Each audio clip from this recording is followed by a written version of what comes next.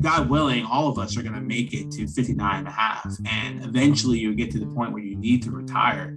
And retirement dollars, you can't take out a loan for retirement, right? Like you have to have that money put away. And Social Security is not helping you. The government's not helping you, sorry.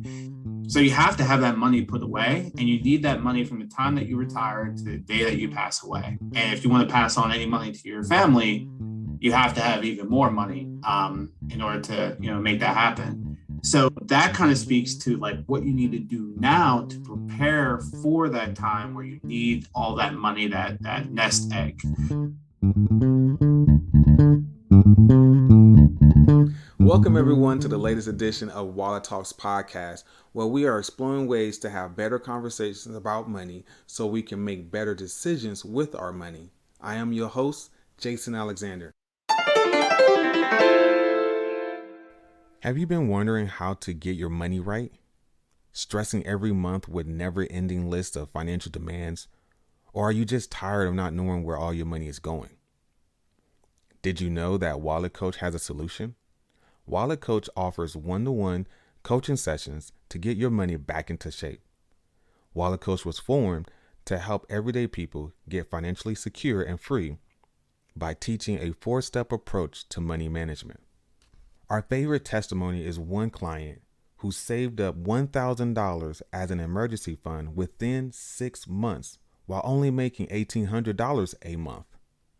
If you are curious how Wallet Coach can help you in similar ways, sign up for a free 15-minute consultation on our website, thewalletcoach.com.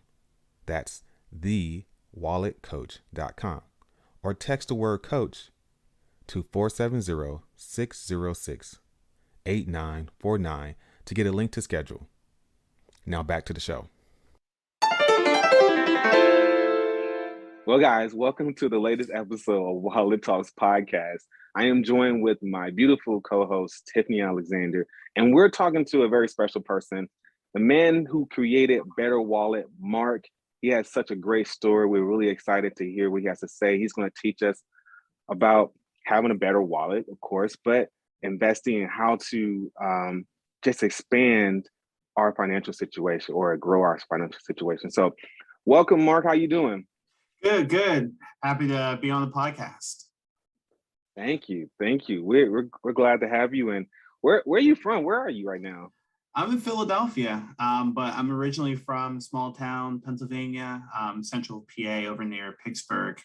And after some years of being there, went to school in central PA, then moved back to Philadelphia. So I was born and somewhat raised in my adulthood in Philadelphia. Okay. My family, my mom's side of the family is from West Philly. Oh, there you go. Yeah, that's where my biological dad lives. Okay, cool. Probably know each other. Yeah, they probably do. If you say the street name, they'll know. Or you say Girls High, or that's where my mom and sister went, and I forgot the other schools. But All right. Well, Marc, thanks again for joining us. Tell us a little bit about your background and how you came to form BetterWallet. Yeah, definitely. So my background, I come from pretty humble beginnings. Went through foster care immediately after being born. Both my parents, biological parents, were kind of going through drug addiction at that time when I was born. And I was immediately placed into foster care, as I mentioned, and spent 13 years in foster care. So most of my childhood was group homes and bouncing from house to house. And frankly, it's the only thing I knew, so I couldn't really compare it to anyone else. I was just like, oh, all little kids do this, and realized later that was not a fact. So, at the age of 13, I was adopted by a family in central PA, as I mentioned, and they gave me a pretty good foundation. Not financially, but more of mindset and, teaching me about, going off to college, because they weren't able to do that because of, their parents passing away really early in their lives. So they, had the dream of me going off to school and everything. And, they really focused on academics, right? So did really well in high school, albeit it was one of the worst public schools in the country. And that's actually a fact. I looked it up. But the high school wasn't too great. The town that I grew up in was pretty low income. Most people live below the poverty line. But again, like, you don't know. If you're a kid, you're raised in the projects, and that's just life. So I always wanted to be different as a kid. I always wanted to do differently than what the guys were doing down the street. So for me, I did well, academically, and I decided to apply to college. And frankly, I didn't know what I was doing. I didn't know what I was going to get out of college. I didn't even know if I was going to graduate. But I said, hey, I'm going to go. So went off to college, and I'm really short in this, but went off to college. I found myself on campus trying to figure out how I was going to pay for school. I didn't know anything about student loans or student debt or anything of that nature. Put myself through school by literally begging for money. At the student aid office, they probably still remember who I am, because I used to walk in, they're like, oh, Mr. Russell, you're back again. I'm like, I need my money. I need my money. So doing that, as well as other gigs, cutting hair, as well as, I was actually like selling plasma for a little bit. That's a completely other story. I did everything I could. Straight hustle. Anything I could do legally, I was doing. So I found myself grinding through, and eventually I graduated. But I tell you all of this because from the time that I was born to my professional world, I tried to build a platform of everything I learned in between. Right. So after college, as you mentioned, in college, I was an economics major. After college, I ended up working for this company by the name of Vanguard, right? And I didn't even know who they were. I remember telling my mom, like, oh, I'm going to this like investment security company. She's like, ADT, like, what, like house security? I'm like, no, like, I think it's like investing, like Wall Street kind of stuff. And she's like, oh, you should apply for another job. I don't know if that's like what you want to do. I'm like, and I started applying for other jobs, but like, I took a chance to, okay, well, it can't be that bad of a company. And I could probably go back to Philadelphia and maybe meet my biological dad one day and, reconnect with my biological mom. My adopted mom said, okay, go for it. So, the entire platform of BetterWallet is going from foster care to Wall Street and everything in between, everything that I learned, and trying to teach those folks that weren't given this financial education as a kid, like I wasn't, in order for them to better their wallet and better their financial lives. So that's a long-winded way of answering your question. How did I come to form BetterWallet? Yeah. Wow. So it sounds like you were saying when you were growing up, you didn't know any other lifestyle or any other way. So do you think that being a child in foster care had an influence on how you view and handle money? I would think so. Because in foster care, one thing that most foster children or the foster youth would agree with is when you're in foster care, you're constantly thinking, okay, I want a better life for myself. I want something that is different from what my biological parents were doing, because they clearly weren't doing the right thing. So you're just constantly trying to do that. You're trying to improve yourself. And then after foster care and living in like a low income area, you're constantly, seeing things. I used to read encyclopedias growing up. That was like my thing. And I would constantly hear about, different people and what they were doing. And like, I would watch TV. I remember watching like Oprah growing up. My mom loved Oprah. I would watch Oprah, and she would talk about like, people from different states. And again, like I'm from a small town, Pennsylvania. So like, I couldn't really, like, there wasn't a mall around. I had cornfields, right? So like, everything I saw on TV, everything that I saw, in the encyclopedia, I wanted. But I knew that the only way I could get there is if I were able to manage my money wisely, if I went off to college, if I networked with the right people, outside of the, 1 mile radius of my town. So yeah, to answer your question, going through foster care and, growing up in a lower income, area, you're constantly just trying to find ways to live the life that you've always dreamed of. Mm. So Mark, let's expand on that a little bit. Like, so what you have all these sources of financial success, and you can go in multiple different directions. You know, you could have, Oprah, you could have went down the TV production kind of route. How did you narrow down to what financial success looks like to you? Like, yeah, and that's the thing. So growing up, I was always happy, right? Like my dad worked in the warehouse. He worked 16-hour days, right? And his job was to move boxes from one conveyor belt to another. That was his job. My mom, for as long as I've known, has been retired, right? So we've always been happy as a family. So it was never the financial success that I've always been like, going after. It was always, how can I become more happy? How can I, and like, what does that mean to me beyond the dollars? The dollars are cool, but like, I've also learned that, dollars can eat at a family. It could, rip a family apart.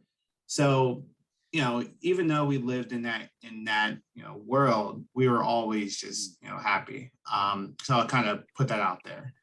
Over time, I think I got to the point where I was just like, okay, well, if I don't manage my finances right, I'm going to be unhappy. Like, I'm not going to be happy at all.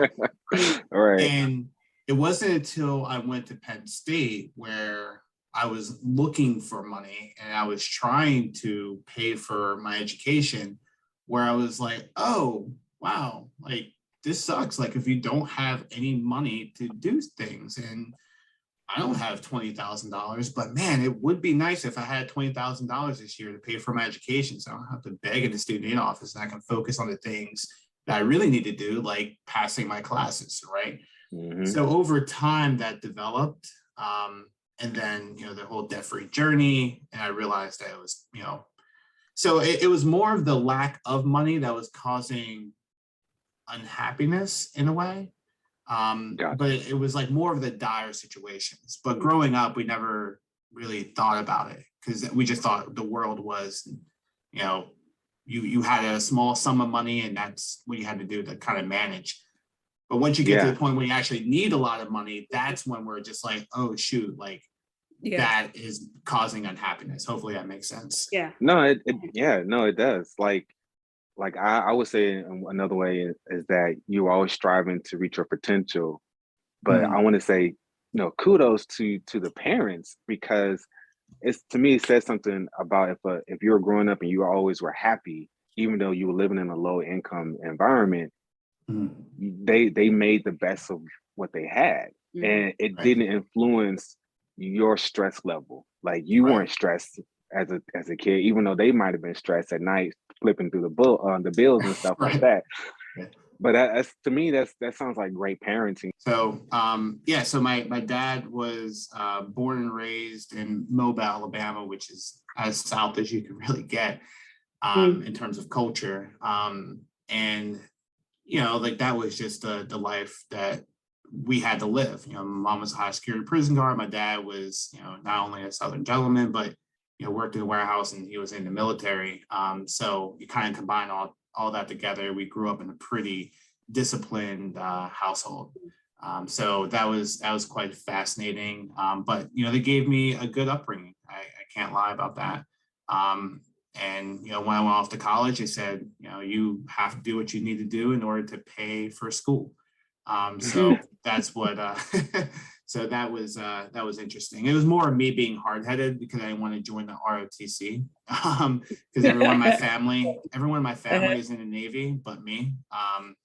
And I said, hey, like, I'm going to figure it out. A hard-headed 18-year-old kid that didn't know anything about the world, trying to pay for schooling during the middle of the Great Recession, 2008, 2009. I know that time. Yeah. Fun times. Yes. So how does your why fit into the bigger picture of what you want for your future? Yeah. So my why is twofold. Number one, the father I keep talking to you guys about, I mean, he was my best friend growing up. You know, again, like I didn't have a father for 13 years of my life. So as soon as he came into my world, like I obviously gravitated towards him. So, you know, we would do a lot growing up, and that was like, you know, my superhero. So, you know, at the end of my freshman year, which, you know, freshman year was tough all along, or just going through the different semesters. After freshman year, long story short, I ended up getting kicked out of Penn State. Crazy story. But the short of it is that they wanted an additional $1,000. We didn't have $1,000. Like no one's just going to come up with 1,000. You know what I mean? So you mean it doesn't grow on trees? exactly. And they were like, well, yep, you know, after $1,000, we're going to kick you out. So that was the whole process. But that same summer, my dad passed right before my eyes. Cardiac arrest. You know, I was a kid. I didn't know he had health concerns, nor would he have probably told me. So that was traumatic. And I laugh about, I could joke about it now, but you know, for a lot of my adulthood, I struggled to even tell the story without crying hysterically. But that's my number one why. You know, my dad was a great guy, gave back to the community, even though, again, we didn't have anything, but he would have cookouts. He was a chef. He would bring people into our home, like homeless people, and give them, you know, shirts off his back, you know, shirts from his closet, whatever he needed to do. And that's just how he was, as, you know, as a, you know, again, a Southern gentleman. That's one. And then number two, when he passed away, there was nothing. I think I don't remember the artist, but I think the quote was, you know, when my dad passed, the only thing I had, I think it was Temptations. When my dad passed, all we had was Alone. Wherever he laid his hat was his home. And when he died, yeah. So don't get me started. Yeah. So my why is twofold. Not only to give my dad everything he could ever dreamed of what he wanted from me as an adoptee, and his only son, but also the fact that I want people to build generational wealth. And I believe it starts with us and passing it down to our children. So that's the reason behind, you know, BetterWallet and a lot of what I do. And everything I have him on my wall here. You can't really see it, but he's right here on my wall. And every time, okay, well, this is why I do what I do. Now that I'm full time as well. You know, you have hard days. It's the life of being an entrepreneur. You have good days, you have bad days, more bad days than good days sometimes. And when I wake up and I see him, you know, it always constantly reminds me of my why. Why am I doing this? So that's awesome. That's the reason why. That's awesome. That's so inspiring because in so many different aspects, that's what fathers should be. They should be the heroes of the child's life, and they provide that seed. You put a seed inside you, and that you're growing to become that.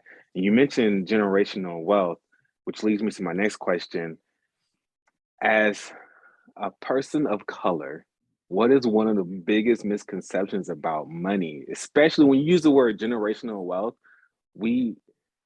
I would say, like, okay, that doesn't mean anything. It just means, like you said earlier, I get the mortgage that my dad left or whatever, or some other financial obligation, not a financial blessing. So what is one of the biggest misconceptions about money? Yeah.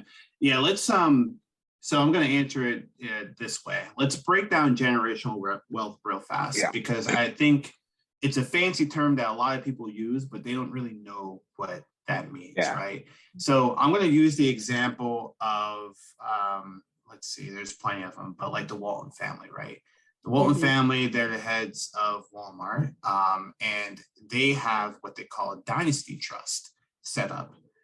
What that means is that everyone in their family is taken care of, no issue whatsoever, right? And they all are beneficiaries within that dynasty trust. And what happens when someone passes away, their children take over and they continue to get that income stream. That is true generational wealth. And that's what we're trying to reach, right? So just to kind of set the bar, that's like what's going on there. And they're probably, if they're listening to this, they're probably hating me for even bringing it up, because not anyone really knows about that. But like as being an advisor, I saw all the time where I'm just like, you're gonna set up dynasty trust, makes sense. So in terms of what we can accomplish that, but there's levels to it, right? So generational wealth is, how can we not only have the money to pass down to our children and allow that to grow, financial acumen to say, okay, well, if I'm going to give you $100,000 a year, are you going to screw it up? Are you going to continue to, manage it properly? So it's the education and the dollar value that comes along with it, because we don't want our children to get our wealth and then completely blow it, right? So it's the fact that, again, the dynasty trust, they don't just give them the money and say, here you go, right? They have it properly structured through legal documents and legal contracts to make sure that those family members are not messing it up. So that talks about the importance of having an estate lawyer, the importance of having, someone who is your financial advisor to, kind of properly structure it and have the right people in place to make it. But that's the importance of generational wealth, and that's like where I hope we can get and make it more of a normalized topic in a way. Hopefully Jay-Z and Beyonce, who are also hopefully listening to this, hopefully they have that set up for their family in order to pass on the wealth. So that is one, and that can be broken down in a lot of different ways. So in terms of, and I'm forgetting the question because I wanted to break down generational wealth. Biggest misconception about money. Misconception about money is really that. So the importance of teaching people about money before they get it. Because a lot of the mismanagement of money, you can say, that I see every single day is more from a lack of education that should be taught in the home before they start making money, right? And I was a perfect example. I graduated from college, and you would think I was an economics major, business, and you would think I know a little bit about money, especially if I was going to work for the largest asset manager in the world. I didn't know anything, right? Like I knew all the technical stuff. I didn't know how to manage my own money in a way. But if I was taught that along the way, let it be in childhood or, when I was in college, then I would have done much better earlier on, because those initial years are critical. Those initial, when you're 21, 22, you graduate from school and you're making $50,000, whatever it might be. If you know how to manage money, that's going to pay dividends, pun intended, into the future.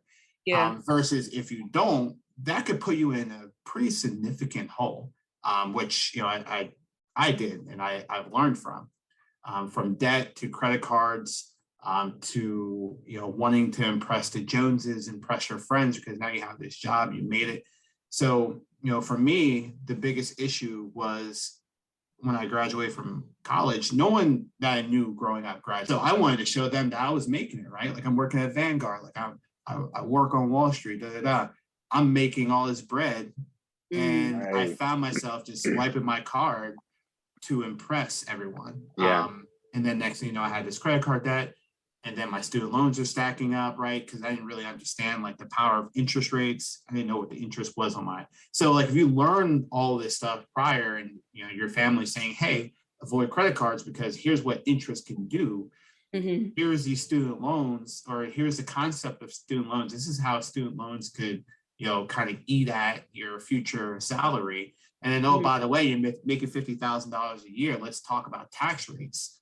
Half of that, you're not even going to, a half to a third of that, you're probably not going to see because you have to pay Uncle Sam. Who's Uncle Sam, right? So like, if I had that conversation, then I would probably have graduated and said, I'm not making any money whatsoever. I need to build a plan to pay off my debt, to budget, to invest, right? Put money into a Roth IRA because my income's lower at this point. It's taxed at a lower rate, and I'm going to get, so if you learn all that, which are not all too complex of the topics, then you won't find yourself in that hole. And then over time, you'll find yourself, better off. And again, those dividends will pay you into the future.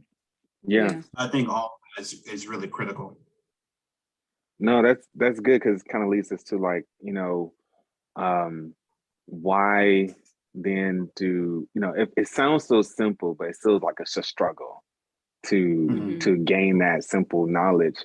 And to me, I would say like the misconception is that for money is that it's hard to obtain, hard to keep, and I just want to live my best life right now, kind of thing. It was like, Mhm. no, you can actually achieve your financial goals if you just apply, like you said, a little knowledge and a little discipline and or consistency. You'll see yourself making financial strides. Um, Mhm. Especially in our community, I think we have this misconception that you know I don't I wasn't born with a silver spoon in my mouth, so I can't make it. You know what I'm saying? So Mhm. Mhm. I need, but we're like when doing our debt free journey, I lost 20,000 in salary, right? So, but we're still able to be consistent and make payments and get out of debt in 20, 26 or 28 months. Tiffany knows the number, but it showed us, it showed us like it doesn't matter what you make, it's what you do, what you make. Mhm. Yeah, yeah, that's so true. I mean, people always, focus in on how much are you making, how much you're making, Mhm. but the millionaires out there, a lot of them weren't making that much money, right? They weren't making millions of dollars. Like a lot of them were making, 70, maybe 60, maybe 50. But the difference, and I think people always forget about this, the money that you use to invest or the money that you're able to save, the money that you have all comes from not only your salary, but how much you spend. So if Mhm. I know plenty of people. I remember when I was working in private equity, I was talking to my manager's manager, and he's like, "How do you save so much?" I'm like, "Because I don't really have that high of expenses." Granted, he was making 4 or 5 times more than me. Wow. He's saying, "Hey, like I don't even remember what the number was, but let's say it was making 300,000. He was saying, "Hey, like I'm making 300,000, and I spend 300,000, so I don't have that much to invest." So yeah, like it's great to go after these jobs and these promotions and such, but if your expenses are going up as your salary is, you can't invest anything. Yeah. So for me, I was like, okay, well, if I'm making, I don't know, 80,000, then I want to make sure my expenses are as low as possible, enough where I'm happy, and Hmm. then use that difference in order to invest. And that's what's going to help you to get to whatever your goals are. Yeah. Um, so that's really critical, just understanding both how much money you're making and how much you are spending. And frankly, it's somewhat hard to control your salary, Mhm. and kind of easy to manage your expenses for the most part, Mhm. because a lot of your expenses come through, you can always choose to live somewhere different. You can always choose to not buy that car. You can always choose to do things that can eat at your budget, but you can't always choose to say, hey, like I want a higher salary, give it to me. um, Yeah. so I try to control what's in my control. That's so Yeah. so facts. Like you can't just go up to your boss and say, "Hey, I need you to give me, you know, 50 more cents on the dollar." And they're like, no." Right, I right. as an employee, as an employer, I had, well, as a manager, I had that come to me. Some guy that came to me, he was like, "Hey, you know, can I get this salary?" I was like, "You know how much red tape I got to go through to see if I can get you that Yeah, number?"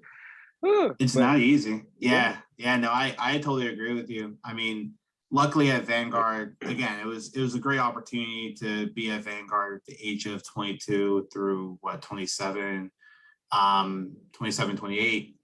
It was great kind of seeing like how companies really operate, especially one like that where they run a very lean shop, and that's the reason why their ETFs are like 3 basis points or whatever they are now. Mm. So they would always, show us those financial reports and say, hey, like this is how much money is going to the employees. Here's why we're charging these people this much money and those people this. Mhm. So, and they will tell you, okay, here's the bandwidth of like how much we're able to charge legally based off of like their job description. So Mm, that was really fascinating because then you can say, okay, well, because I'm doing these 3 things, I'm getting paid $50,000, but if someone were to, have a higher level of responsibility, then they get paid 70,000. But here's their band, and I can't go beyond that band legally. So when I learned about that, I said, okay, well, you're telling me that I can't make more than $70,000 here. That means that I'm not going to get filthy rich, in the next couple of years. That means I need to, control my expenses, number one, and then control my income, which is completely different from salary. Salary is what your company says, hey, this is how much we're going to give you. Income is any other money that you make on top of your salary. So learning that concept completely changed my life. So I want to shift in, like, using that, just riding that wave momentum. Let's talk about investing a little bit. Let's talk about, like, what are some investment strategies people tend to overlook, especially if you're starting from a low income point.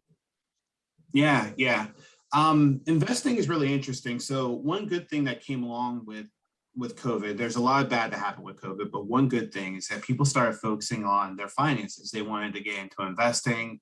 And, people can say what they want about Robinhood. Like, I don't know how I feel about them, but I think they did a good job getting people into the market. I can't really speak about their app, but like the idea of getting someone into the market, especially people who thought, hey, like the market's not for me. I think they did a good job with that. So that's, number one in my head. But in terms of getting into investing, and like what stops people is that they believe that they can't do it. They believe that they can't invest. And I feel like these companies, even Vanguard, has done a horrible job looking at those, different communities and saying you can do it as well. So that I think that's, really important. But what I have seen from people is that, now that, Robinhood has opened up the eyes to people to invest, there's a lot of different strategies out there that aren't necessarily ones that most people should go after, right? So investing one-on-one, like what they teach you as a stockbroker and advisor, is that, there's like the risk tolerance scale is really, really important. Like, other than like when you're introducing yourself to a client, first question is, what is your name? Second question is normally, what is your risk tolerance, right? And a lot of people don't know about that and they overlook it. I bring that up because online, there's a lot of conversation about options trading, Bitcoin, Forex, all these like strategies that are really high on the risk scale. You can lose a lot of money, but you can also gain a lot of money at the same time. That's just how it works. And I think a lot of people, a lot of new investors are falling victim to that. And they're saying, I'm going to go and I'm going to start doing day trading, but they don't realize that they can lose a lot of money. And they don't realize that, most people don't make out, on the positive end of things. Like, they don't really get a profit. So what I try to do and what I try to teach is that you don't have to do all that. Like, that's just like a lot of noise that you can ignore. And there've always, for the history of time, there's always been that hot thing that you can do to make a lot of money, but you can also lose money. I think back in the day it was like penny stocks, right? Which unfortunately are still a thing now, but you can still like lose a lot of money. There's no credibility in that company. There's no track record and things like that. So what I've been trying to encourage is that, you have passive investing, you have, ETFs and mutual funds. They're not sexy at all. They're not, I'm not going to have 1,000, 50,000 views on Instagram if I say, hey, invest into a low cost ETF, an exchange traded fund. But you probably would get that for Bitcoin because of, how much the price can go up. So what I try to encourage is ETFs, mutual funds, use that as your core. Imagine it like, I think the strategy is called core and satellite. Have your core, and that's like the bread and butter, right? That's, eating dinner at grandmother's place and you have like a giant turkey, right? That's the core. And then you also have the sweet potato pie, you have everything else, but you're not going to just go to the dinner table and then eat the pie like your grandma's going to slap you, right? So you want to eat the turkey, you want to eat the stuffing, all the things that are like, and eat the greens because that's good for you. But then you have the sweet potato pie that you get afterwards, and the rolls, and now I'm getting hungry. But you see where I'm going. Like, you want that core, and then you want the sweets. So what I try to encourage is you have the ETFs, you have the mutual funds, and then you get sexy with it, right? If you want to go and buy that, Bitcoin, if you want to buy, Amazon, Apple, whatever like the hot stock is nowadays, you could do that, but just make sure it's not the core of your portfolio, because you could get, you could lose all your money, right? Or using the analogies, you could get diabetes if you just eat like sweet potato pie all the time.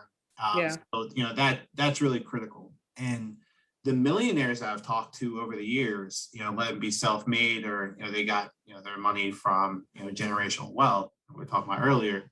A lot of them were able to make that much money through ETFs and mutual funds, and that's the reason why to Vanguard.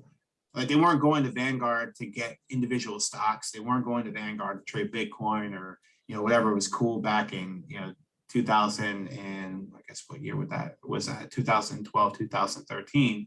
A lot of the millionaires I talked to were all ETFs and mutual funds, and they swore by it. And they eventually were adding stock positions and these private equity funds on top of that, but normally it was only like 5 or 10%. So I try to encourage people to model or kind of copy that model in order for them to grow wealth and not lose all their money like they could with some of these other strategies. I like that model. I like the model, the Thanksgiving dinner core centerpiece meal and all the tantalizing supplements around it. That's great. I do want to, before we go on to our final couple of questions, but I want to give the audience a little bit more in the sense, like you mentioned ETFs. How do they get started? Like, how much do they need to open an ETF? Where do they go to get one? Yeah, so just a little history real fast. So you had mutual funds. Mutual funds were the first way that you were able to basket a lot of stocks. So instead of just buying one or two, you can buy 500 and completely own the market and be diversified. Like, the name of the game for investing is how can you diversify your assets. Over time, these asset managers, they get paid to make all types of investments and make them more lean and efficient, right? So they came up with, mutual fund 2.0 is what I call it, in, ETFs, right? So some of the quirks of a mutual fund, what people didn't like is that the minimum was too high, the fees were too high, you couldn't actively trade them throughout the day. If I buy, I have to wait until 4 p.m. Eastern in order to figure out like what my cost basis or how much it costs for that security. So if it moved from 40 to 45, I was getting 45 at 4 p.m. Eastern instead of the price I thought it was at that point. With ETFs, if you buy them, you're just going to get that $40. It's not going to fluctuate beyond that. So you get that spot price, I think it's called. So they found ways to make it more efficient. There's nothing wrong with mutual funds. It's kind of like the old Buick and like the new Buick. There's still the same infrastructure, but the new Buick is like nicer. But you want to get into ETFs because of that. They're a little bit more efficient. So I'll put that out there. So if you are a new investor and you're like, how the heck do I get into ETFs? These exchange traded funds, this crazy guy is talking about. You have all types of different firms that you can open up an account and start getting into ETFs. So you have Vanguard, you have Fidelity, you have M1 Finance, which is like a new platform, a newer platform in order to invest. And the beauty of it is you can open up an account maybe even quicker than you setting up an Instagram account. They need basic information. It doesn't take too long. You add in your banking information. I think people really overcomplicate it because and I get it. Like when I was working at Vanguard, I was like, I don't know if I can do this. And I'm like, I do it all the time for investors. But you attach the bank account information, and then from there, they're just like, and nowadays they make it really simple. It's not even, they have videos and everything. And you put the money in, let's say $1,000, and they say, hey, here's some ETFs that you might like. A lot of them have different tools. Like Vanguard has a tool where you can, put in different variables and they'll spit out, hey, like you want to get into VTI or VU, which is the, a ETF that tracks the S&P 500. 500 largest stocks, not to get too technical. And then you kind of ride the wave, right? It's just like anything else. You get started, and at first you suck at it. Like I sucked at driving initially, and over time I got better. And Philadelphia made it worse. But over time you get better. But the good thing about the ETF, and I forgot about it, is the minimums are much less than a mutual fund. Mutual fund is like 1,000 at least, 1,000 to 3,000 for the minimum. Back in the day. And then now with the ETF, you can get an ETF for a pretty low price, depending on which one you want to get into. So it provides the opportunity for people who might not have as much, or maybe they don't want to jump completely into the market. You can get in, $15-20 and you can own an ETF. I think VU and VTI, as of this recording, is like close to $400. I think it's less than that as of yesterday. So, it doesn't really cost all too much money in order to get into the market, be diversified, and, essentially be in these ETFs that we're talking about. But don't overcomplicate it. And I would kind of leave you with like, just get started, just try to figure it out, and ride the wave as you go, and try to control what you can. Like, you can't control the market. You can only control your contribution amount and how frequent you put money into your investments. I love it. Tiffany, you had something you want to. Yeah, well, some people may say, I'm trying to live my best life. I'm not trying to look into investing, getting out of debt, saving. Like, how do you respond to people who say that? It all comes down to like what makes you happy, right? Like, I think there's some people out there, it's just like, oh no, like, they pound the Bible and they're like, you need to invest. Like, you need to invest now. You need to invest for your future. I am not going to try to persuade anyone that doesn't want to reach goals that they don't want to reach, right? So if someone comes to me and says, I don't want to put money away from my retirement, I think that's a dumb idea. I think it's a scam. And you can't coach through that. So I'm just like, whatever. But for people who are open to the idea of, hey, like, you can live your best life, but you can also invest for your future. And they're like, oh, like, tell me more about that. Like, I'm willing to have that conversation, right? Because, God willing, all of us are going to make it to 59 and a half. And eventually you'll get to the point where you need to retire. And retirement dollars, you can't take out a loan for retirement, right? Like, you have to have that money put away. And Social Security is not helping you. The government's not helping you, sorry. So you have to have that money put away, and you need that money from the time that you retire to the day that you pass away. And if you want to pass on any money to your family, you have to have even more money in order to, make that happen.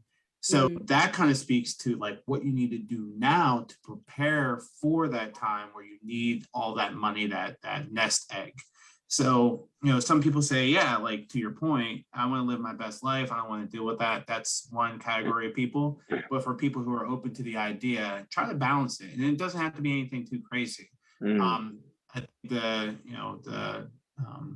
the percentage that some advisors will say is, 20%. Take 100% of the money that you make, take 20% of that and put that into investing. Like, allow that to grow into the future. Let it be your 401k, your IRA, let it be just your brokerage account, whatever it might be, just let it grow. And then over time, compound interest will take over, and then you'll have that nest egg at the end of the day. And frankly, for a lot of us, we won't even notice that it's gone. Especially if you're anything like me, when I was, kind of going through my initial years of making money, I wasn't doing proper money management. So I had no clue what was leaving my account. I knew everything was coming in. I didn't know what was leaving. So, let's say you're putting $20 a week away, or even 50, sometimes you won't even notice that it's gone, depending on, your situation. So yeah, try to live in the now, but also invest for the future, because no one's going to hand you any money. So it's just something to keep in mind. Yeah. No one's going to hand you. So it's like, you have to kind of determine what path. Well, let me say it this way. Because one thing I was thinking about was, all right, based on what Mark says, 20% going into there, but typically people are coming out are coming into the situation where they want to invest, but they still have debt. They have a lot of student loans. They have all these other obligations. Would you advise someone who is living paycheck to paycheck to start investing, or can they even start investing? So for anyone like that, like me, when I was coming out of school, I was paycheck to paycheck, $80,000 of debt from credit cards, student loans to a car loan. I didn't start investing at that point outside of my retirement, right? So the order of operations, if you will, for me and what I teach is get your budget together first. You need to know how much money is coming in and how much money is going out. If you don't get that right, that will screw up everything. Like it's like building a foundation of a home. Like you need to make sure you have a strong foundation. Like you can have a mansion on top of a poor foundation, but it's eventually going to cave in. You want to make sure the foundation is strong first before you build that mansion. So budgeting is extremely important. Know where your money is going, and then have a plan to pay off your debt. We're in this world where our parents and grandparents, when they went off to school or whatever, like a lot of their debt was not as much debt that we have now, especially with like the interest rates and everything. So I think the philosophy of like pay off debt and then invest is an old one. However, I do think it's important to budget and then put money into like a 401k or IRA. And the reason why is not only do you need to save for retirement, but a lot of these companies, they provide some sort of match. So that's free money. It's a part of your compensation. So you want to make sure you're getting that compensation because, again, compound interest over time, you're going to have double the amount of money if you take advantage of that match. If you put up to 4% and they match 4%, you're going to get 8% every year. So that's the only investing I really did until I escaped the paycheck to paycheck the paycheck to paycheck world that I was living, and I got my debt under control. But for me, again, I think the old style was wait until you pay off all your debt before you do any investing. For me, it's make sure you're putting money into your retirement, and if you so choose to put money into your like brokerage account or whatever, just make sure you have a plan. I know plenty of people who, they have, let's say $50,000 of debt. They have a great budget. They know where the money's going, but they want to invest. And I think that's totally fine. But the people who don't have a plan or living paycheck to paycheck, that's not going to work. Another key point is that, our debt is more than our parents and grandparents' debt. There's some people who are, one of my friends is a doctor, and he came to me and said, hey, like I have all this debt. I think he has like $250,000 of debt. That's another story on why our doctors have debt in the first place. The government should probably take care of that. But that's another story. But he has all this debt, and he's like, hey, like, what should I do? Like, I should probably just pay out my debt before I invest, right? I said, dude, like that could take forever. I mean, we could talk about public service loan forgiveness and all that stuff, but like, we don't have that kind of time on our hands. So you want to start investing now, your retirement, let it be brokerage as well. Let's build a plan. Let's put you on the budget so you know where your money's going. But you want to kind of marry those two ideas. And it might take some time in order to pay off your debt, but at least you'll be investing as well because you want to make sure you're keeping up with inflation and all the other stuff that we talk about ad nauseum. So I guess to kind of sum it up, it really depends. Our debt is not like our parents and grandparents, number one. Number two, it really depends on your goals. It depends on your plan that you have to pay off your debt. But if you don't have that at all, you shouldn't be investing. You want to make sure you take care of the structure first before you start building the house. Love it. That was great. Good. Yeah. So a lot of people, this question actually can go a lot of different ways. When you hear the statement, fill in the blank, your wallet can be better if, how would you end that statement? I would say your wallet would be better if your spending habits match your goals. So I think that's critical because sometimes people, and this is like a scary exercise to do. I remember shedding tears after doing this. literally go to your bank, print and credit card as well, print out your statements and go line by line and start categorizing like where your money's going.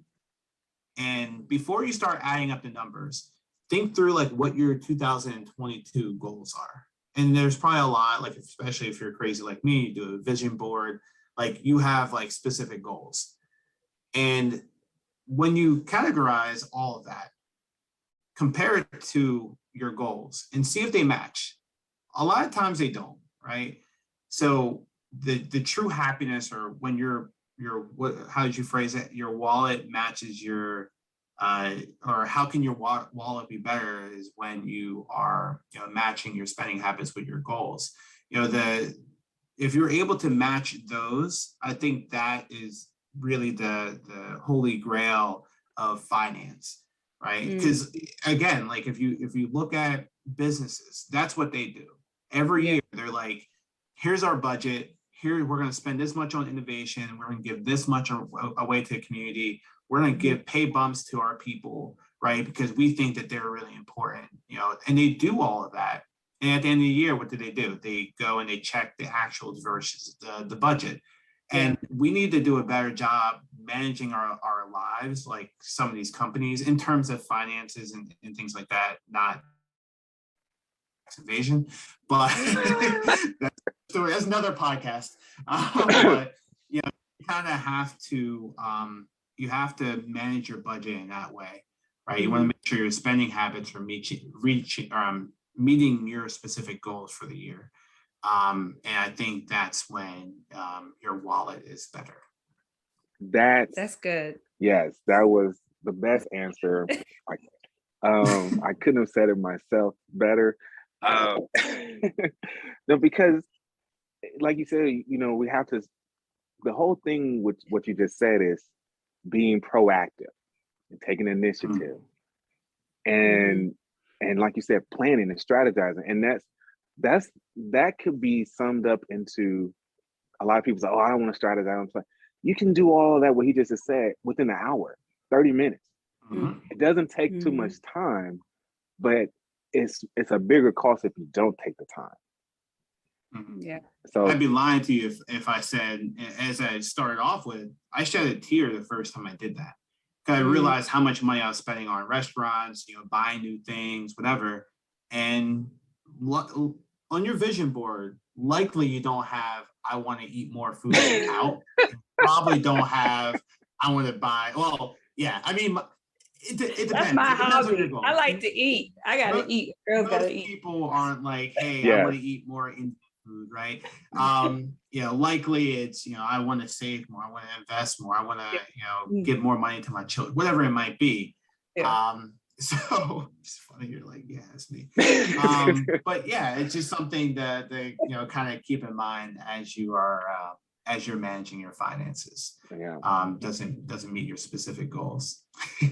Yeah. No, in all honesty, when I weigh the different goals that I have, food is not at the top of the list. But when I think about every day, I'm thinking about what am I going to eat? Or on the weekend, I'm like, where am I going to eat? Like, I love food. And so we have a certain number in our budget, and my husband's always like, do we really need this much? I'm like, yes, I want to be able to eat food when I want to eat food. So I guess my monthly goals maybe reflect more eating food, but maybe in the overall scheme of all the other goals, it's probably not as weighty as listen, Mark, I want to give you an inside scoop. When I did the annual budget, I made sure. Don't get in trouble, brother. Don't get in trouble. Oh, he's already in trouble. Away from Atlanta. I can't No, I'm telling you that now. It's not gonna get me in trouble. To like, hey, this is your increase. Like, I know you've been saying we want more, just like here. She was like, oh, thank you. You know, I knew that was important. So yes. Yeah, he did boost it. I remember that. I forgot about that, but thank you for the reminder. Oh boy. Oh my gosh. Oh my gosh. Well, Mark, it's been really great talking with you, and I love your perspective and your how you break things down for everyday people. Tell us a little bit more about what products and services you provide at BetterWallet. Yeah, so at BetterWallet, we focus a lot on obviously investing, paying off debt, budgeting, which are the core pillars in finance, in my opinion. But we also help people grow their business as well. So we do promotions on our page. We also have a mastermind, which you're a part of, where we're helping finance creators eventually go off and leave their 9 to 5, or essentially just manage the life that we live of being finance creators and things that we're teaching, things that we deal with. In addition, I have this BetterWallet University community, which is for really anyone in between what I've just mentioned. You're a finance creator and trying to learn a little bit more about monetization. In addition to you want to learn about investing, paying off debt, budgeting. We talk about all of that in addition to real estate as well.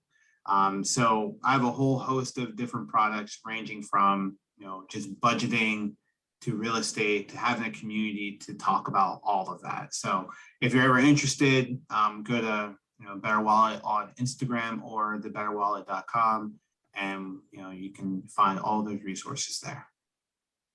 Awesome. Is there anything else you would like to tell our listeners today as we close out? I'll leave you guys with this. I mean, money management isn't as difficult as you might make it. And the thing about it is, and I speak from my own reality, I got in my own way a lot of my financial journey. There was a lot of habits that I needed to implement in order to live a better financial future.